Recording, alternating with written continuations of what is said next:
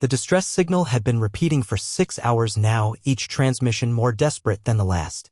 This is the Zelithy scientific expedition. Priority 1 evacuation requested. The humans, they won't stop being helpful. Please, by all that is sacred, get us out of here. Admiral Krexar of the Galactic patrol vessel Prudent Distance reviewed the file on his display. The Zelithy had filed all the proper paperwork, acknowledged all the warnings, signed all the waivers. They'd even actually laughed at the Galactic Council's Earth advisory. Danger level, catastrophic, the warning read. Not due to hostility. Due to enthusiasm. His communications officer turned, her feathers ruffled with concern. Sir, should we respond? Krexar sighed. This was the 4th extraction request this month. Open a channel. The view screen filled with the image of Professor Veltar, the Zelithy expedition leader. His usually pristine crystalline form was covered in what appeared to be colorful knitted fabric, his optical sensors wild with panic. Admiral! Thank the void. You must extract us immediately. The humans have gone mad with kindness. Professor Krexar said calmly, having had this conversation before, please explain your situation. We landed 3 weeks ago for a simple geological survey. The humans detected us immediately. Their technology is more advanced than reported. But instead of hostility, Veltar shuddered. They threw us a welcome party. Behind him, Krexar could see other expedition members. One was wearing what looked like a ceremonial hat made of fruit. Another was trapped in a human embrace, a hug, if Krexar remembered correctly. They won't let us work. Veltar continued. Every time we try to collect samples, they insist on helping. They've optimized our equipment, tripled our efficiency, and keep bringing us something called casseroles. My xenobiologist hasn't slept in days because a human child wants to show her every single Earth animal. Do you know how many species of beetles they have? Do you? Professor, surely you can simply decline their Decline? Veltar's voice cracked. Have you ever tried to decline human hospitality? They look at you with those wet optical organs and their faces contort into an expression called disappointment. It's psychologically devastating. My security chief agreed to attend something called a barbecue just to make them stop looking sad. A new figure crashed into frame, the expedition's military attaché, Commander Zortek. Admiral, situation critical, he gasped. The humans have discovered our food preferences. They've been experimenting with fusion cuisine. They made Zelithy Italian hybrid dishes. They're actually good. My troops are refusing to leave. Commander, maintain discipline. They have a grandmother. Zortek interrupted. She pinches our crystalline facets and calls us skinny. She feeds us constantly. We can't digest half of it, but she looks so happy. What kind of monster would disappoint a grandmother? Veltar pushed back into view. It gets worse. They've learned we communicate through harmonic frequencies, so they've formed a choir to sing with us. They practice every morning at 0600 hours. They're terrible but so earnest. And when we suggested they stop, a small human child cried.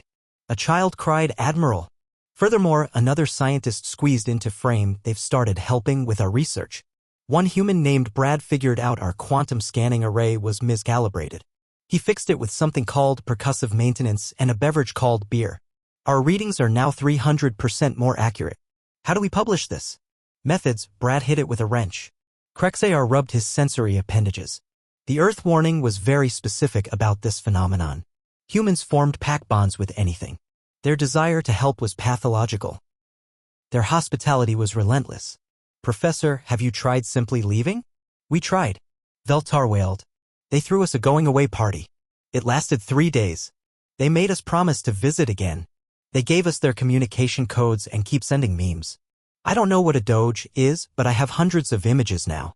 A human face suddenly appeared in the background. Hey, Professor V. We're having Taco Tuesday. You guys coming? Sarah made that special crystal-safe salsa you like. Be right there, Jennifer. Veltar called back, then whispered urgently to the screen. See? See? They've learned our names. They remember our dietary restrictions. They care about our well-being. It's insidious. Professor Krexar said carefully, the Galactic Council's position is clear. Earth is not a hostile world. You're in no actual danger. No danger. Veltar laughed hysterically. My cultural attaché has joined their book club. My head engineer is coaching their little league. My pilot has something called a gym buddy. We're being assimilated through aggressive friendship. The humans have a saying, Commander Zortek added darkly. Mi casa es su casa. It means their home is our home. They mean it literally. One tried to give me keys to their dwelling. Keys, Admiral. To just visit. Whenever. Another explosion of sound in the background. Music, laughter, and someone yelling about karaoke starting in 5 minutes. Please, Veltar begged. Before it's too late. Before we start enjoying it. But looking at the screen, Krexar could see the truth. It was already too late. Despite their protests, the expedition members were smiling. One was wearing a world's best geologist t-shirt. Another was teaching humans a traditional Zelothy dance. Request denied, Krexar said. You'll depart when the humans let you. May the void have mercy on your souls. As he closed the channel, he could hear Veltar being dragged away by enthusiastic humans insisting he try something called chocolate chip cookies, fresh from the oven. The Admiral made a note in his log, Earth warning status, confirmed. Humans remain universe's most aggressively friendly species. Approach with extreme caution and empty stomachs. In the background, his own crew was eyeing Earth's coordinates with poorly concealed curiosity. Don't even think about it, he warned. But he knew it was futile. The humans would have them all eventually. One casserole at a time.